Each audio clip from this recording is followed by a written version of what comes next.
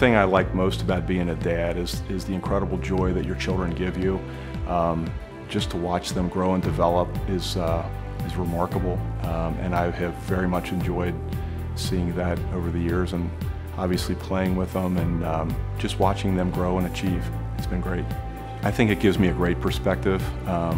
You understand the depth of love that parents have for their kids, and the meaning that each child has, and the loss of a child, how hard that is on a family, and what cost there is to children that kind of stray from where they should be, and what that means for the rest of society.